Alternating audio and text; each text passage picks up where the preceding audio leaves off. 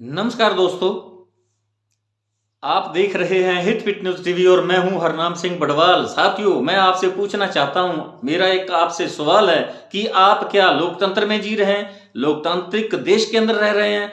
मैं मानता हूं कि ऐसा नहीं। अगर आप ऐसा सोच रहे हैं तो आप बिल्कुल गलत हैं, क्योंकि ऐसे लोगों का देश पर कब्जा हो चुका है जो गुजरात में रहते हुए उन पर बड़े बड़े इल्जाम लगे।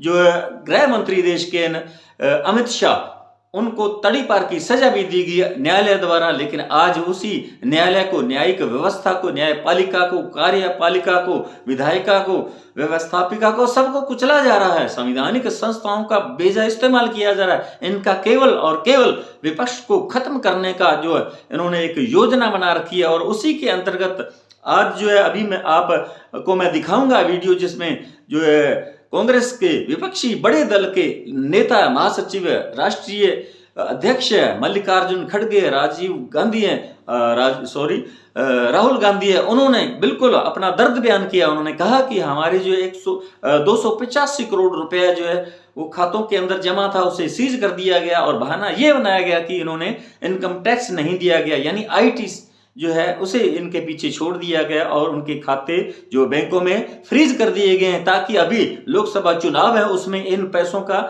इन रुपयों का इस्तेमाल ना हो सके। क्योंकि जो है राहुल गांधी वो स्पष्ट तौर पर कह रहे हैं कि हमें पोस्टर छपवाने के लिए हमारे पास पैसा नहीं है, हमें जो है प्रचार करने के लिए हमारे जो सामग्री चाहिए उसके लिए हमारे पास पैसा नहीं है। तो ये जानबूझकर इस प्रकार की हरकत जो भाजपा ने की है, ये कहीं ना कहीं बहुत ही एक शर्मनाक कदम है भाजपा के लिए। और वैसे तो भाजपा के बड़े बड़े नेता, सम प्रधानमंत्री नरेंद्र मोदी दम भरते हैं कि भाजपा दुनिया की सबसे बड़ी पार्टी है और दुनिया के सबसे बड़े लोकतंत्र के अंदर वो विश्वास करते हैं, लेकिन विश्वास ये अब बिल्कुल खत्म किया जा रहा है। और ऐसे लोग हैं देश के अंदर, अनपढ़ता है, अशिक्षा है, और उसी का ये जो भाजपा के जो नेता हैं झूठ बोलकर, जुमलेबाजी सुनाकर उनका जो है ब्रेन वॉश कर रहे हैं लोग अंधभक्ति में। मोदी के सिवा उन्हें कुछ सूझ ही नहीं रहा। और एक ऐसे प्रधानमंत्री देश के रहे, कांग्रेस के प्रथम प्रधानमंत्री पंडित जवाहरलाल नेहरू, जिन्होंने बड़ी दरिया दिली दिखाई थी। उन्होंने भाजपा के ही पूर्व प्रधानमंत्री अटल बिहारी वाजपेयी को विपक्ष में होते हुए भी संयुक्त राष्ट्र संघ के अंदर अपना प्रतिनिधि बनाकर भेजा था, लेकिन वो दरिया दिली मोदी कहीं दिखाएं तभी उनका मुकाबला कर सकते हैं। लेकिन ये तो जवाहरलाल नेहरू या कांग्रेस का नामो निशान खत्म करने पर तुले हुए हैं। और इसी प्रकार में कांग्रेस से कहीं ना कहीं डर लग रहा है कि उनकी कुर्सी अगर छीनी जा सकती है तो केवल और केवल कांग्रेस के द्वारा ही छीन सकती है। इसलिए कि कांग्रेस को यानी खत्म करना उनके लिए जरूरी है। और कांग्रेस मुक्त भारत का उन्होंने नारा दिया था, और इस प्रकार वो उसी रणनीति के तहत हर काम कर रहे हैं। लेकिन भ्रष्टाचार के नाम पर आई भाजपा ने किस प्रकार भ्रष्टाचार को फैलाया, और वो अब तो जग जाहिर हो चुका है। इलेक्ट्रल बॉन्ड, जिसे राहुल गांधी ने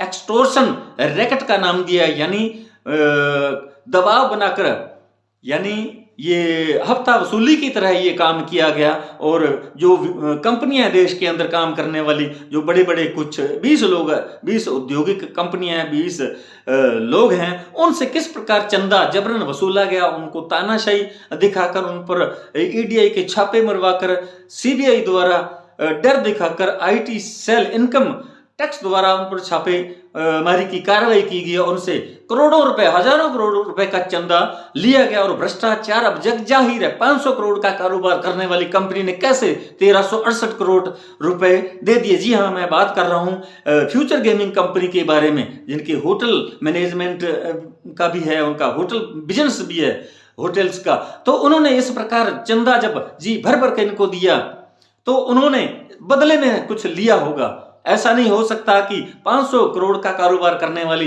1368 करोड़ रुपए कैसे जो है चंदा दे रही है, इलेक्ट्रल बॉन्ड खरीद रही है। तो ये पैसा जाहिर है भाजपा के खाते में ही गया होगा।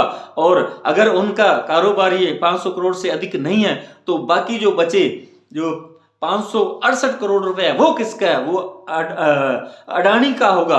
तो इसी बात की जो है ये, इसीलिए जो है सुप्रीम कोर्ट ने, माननीय सुप्रीम कोर्ट ने इससे असंवैधानिक करार दिया। और ये जो चोरी पकड़ी है भाजपा की, लेकिन फिर भी मोदी के मुंह से एक शब्द भी मुंह से नहीं निकल रहा। और ये कांग्रेस के जो नेतागण हैं इसी दर्द को बयां कर रहे हैं। वो कह रहे हैं कि वो आम जनता से, आम जो देशवासी हैं उनसे अपील कर रहे हैं कि ये निर्णय आपके हाथ में, हमें तो इस लायक भाजपा ने छोड़ा नहीं कि हम चुनाव मैदान में जा सकें। उन्होंने कहा है कि ये बराबरी का जो हक है चुनाव लड़ने का, ये हमारा खत्म किया जा रहा है, हमें कंगाल कर दिया गया और जो कुछ भी पैसा हमारे पास है, हमारे बैंक खाते फ्रीज कर दिए गए हैं, बंद कर दिए गए हैं और इनकम टैक्स द्वारा ये कार्रवाई की गई है। और उन्होंने ये बहाना बनाया कि जो है कांग्रेस ने इनकम टैक्स नहीं दिया, जबकि इनकम टैक्स फ्री है जितने भी राजनीतिक दल हैं। ये मल्लिकार्जुन खड़गे जो राष्ट्रीय अध्यक्ष हैं कांग्रेस के, उन्होंने ये बात कही है। राहुल गांधी जो है उनका दर्द भी आपने सुना, वो भी ये बात कह रहे हैं कि संवैधानिक संस्थाओं को कुचला जा रहा है। ये केवल भाजपा के एजेंट और उनके प्रवक्ता के तौर पर ये काम कर रहे हैं, उनके ये एक कार्यकर्ता के रूप में ये जो संवैधानिक संस्थाएं काम कर रही है उन पर मोदी और भाजपा का कब्जा हो चुका है। तो आपको मालूम है गुजरात में मुख्यमंत्री रहते समय नरेंद्र मोदी ने किस प्रकार के वहां गुल खिलाए थे और अमित शाह को तड़ी पार की सजा भी दी गई थी। और वो अब ये कैसे संभव है कि वो देश के हित के बारे में बात सोचते हैं? वो हित की बात अगर सोचते हैं तो वो केवल अडानी अंबानी के बारे में सोचते हैं,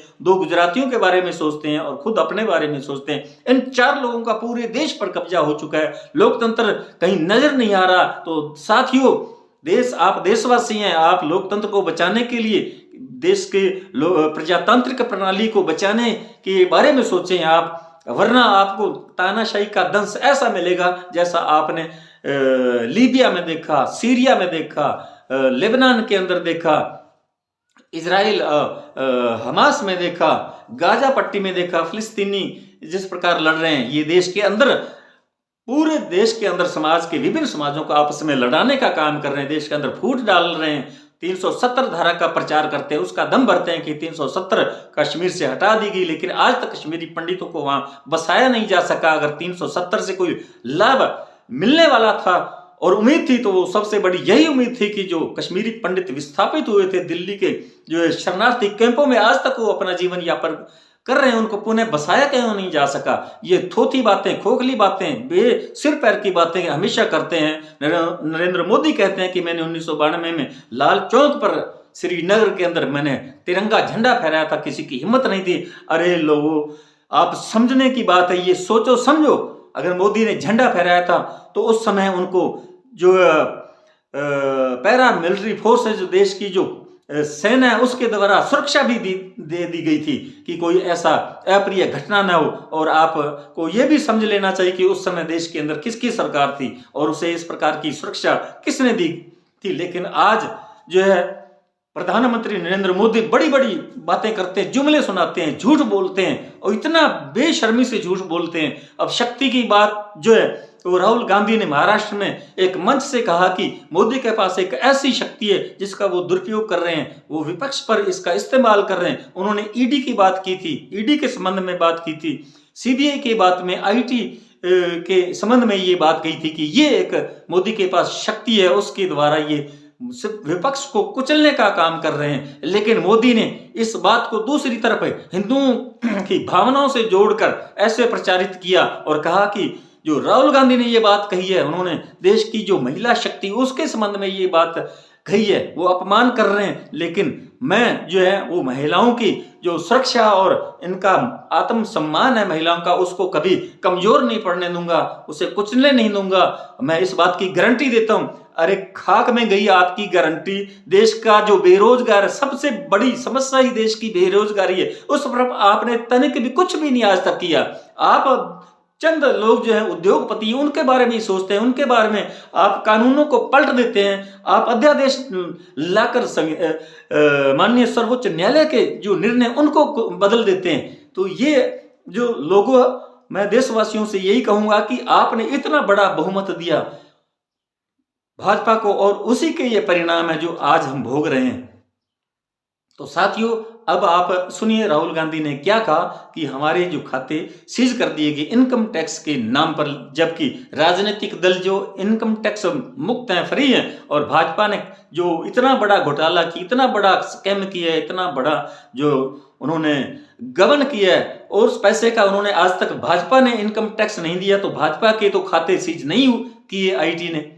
और कांग्रेस का ही क्यों किया? इसीलिए कि विपक्ष जो है वो बिल्कुल हमारे सामने कहीं टिक ना सके। इस प्रकार जो राहुल गांधी का दर्द आप सुनिए। उन्होंने कहा कि हम विज्ञापन नहीं दे सकते, हम कोई सामग्री जो खरीद सकते हैं प्रचार प्रसार के लिए, चुनाव नजदीक आ गए 19 अप्रैल को, तो उन्होंने सीधे तौर पर आम लोगों से, देशवासियों से अपील की है कि आपके हाथ में है निर्णय, फैसला आपने करना है।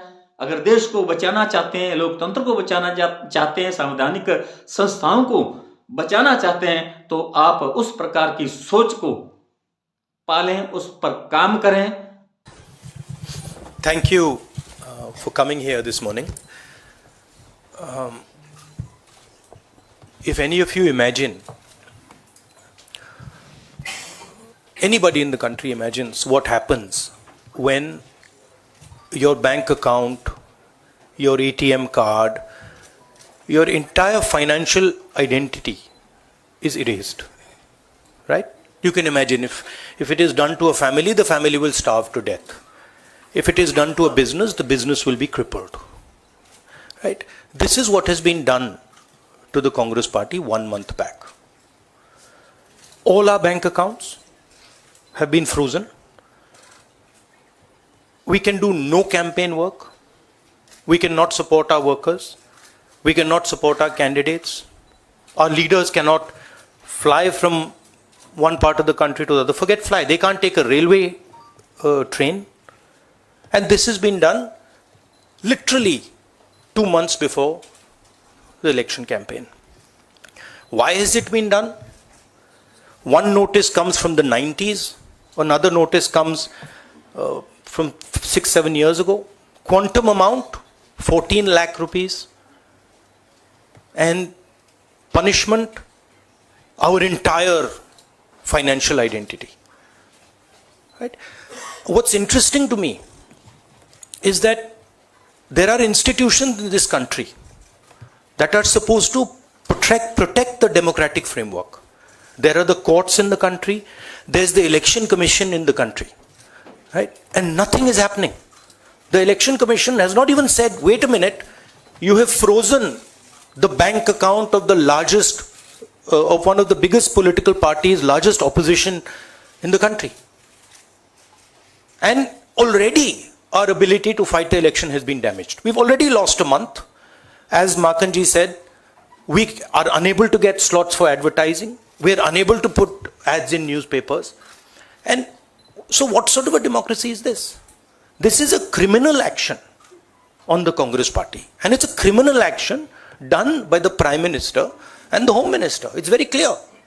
This type of activity does not happen without them in today's India. And so the idea that India is a democracy, this is a lie. There's no democracy in India today. The idea that India is the world's largest democracy, it's a lie. It's a complete lie. 20% of India votes for us, and we are not able to pay 2 rupees for anything. Right? And it has been orchestrated to cripple us in the elections. Now, even if our bank accounts are unfrozen today, huge amount of damage has been done to Indian democracy. And no court is saying anything. No election commission is saying anything. No institution is saying anything. Media is not saying anything. It's ridiculous.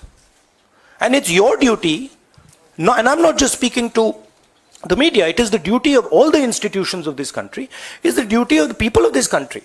You're being robbed of your most important asset. You're being robbed of your constitution, you're being robbed of your democratic structure, you're being robbed of the entire architecture, and everybody's just quiet. I can say it in Hindi. 1 महीने पहले Congress party के सारे bank account freeze कर दिए गए. आप सोचिए, आप किसी परिवार के बैंक अकाउंट फ्रीज करिए, किसी व्यक्ति के बैंक अकाउंट फ्रीज करिए, किसी बिजनेस के बैंक अकाउंट फ्रीज करिए, किसी भी संस्था के बैंक अकाउंट फ्रीज करिए, होता क्या है? एकदम खत्म हो जाता है. अगर आपने किसी परिवार का बैंक अकाउंट फ्रीज कर दिया, भूखे मर जाते हैं. वो कांग्रेस पार्टी के साथ किया जा रहा है. 1 महीने पहले ये हुआ, और किसी संस्था ने, हिंदुस्तान की संस्था ने, किसी कोर्ट ने, किसी इलेक्शन कमीशन ने चूं तक नहीं कहा। सब ड्रामा देख रहे हैं। 20% हिंदुस्तान के लोग कांग्रेस पार्टी को वोट देते हैं। हम 20% लोगों को रिप्रेजेंट करते हैं। और आज हम रेलवे टिकट नहीं खरीद सकते। आज हम अपने नेता को एक शहर से दूसरे शहर नहीं भेज सकते। हम एडवर्टाइजमेंट नहीं लगा सकते। और क्यों? 14 लाख रुपए 7 साल पहले 14 लाख रुपए का इशू है और 200 करोड़ रुपए का फाइन, और सारे के सारे बैंक अकाउंट फ्रीज कर दिए।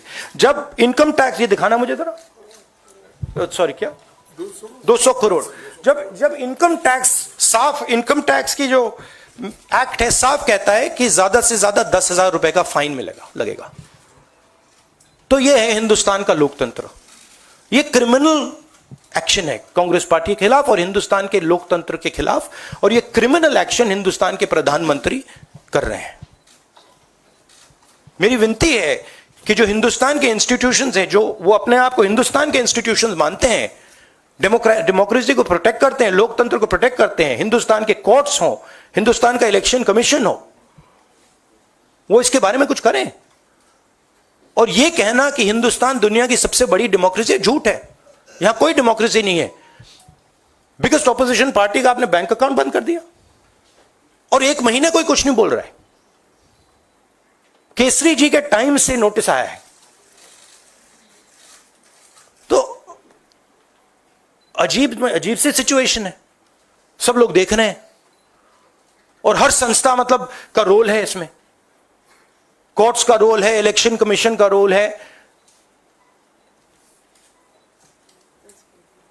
धन्यवाद। शुक्रिया राहुल जी।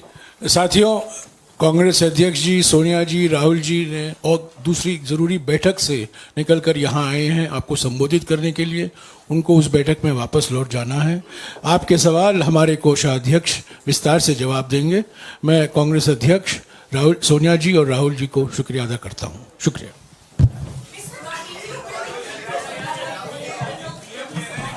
No, 1 second.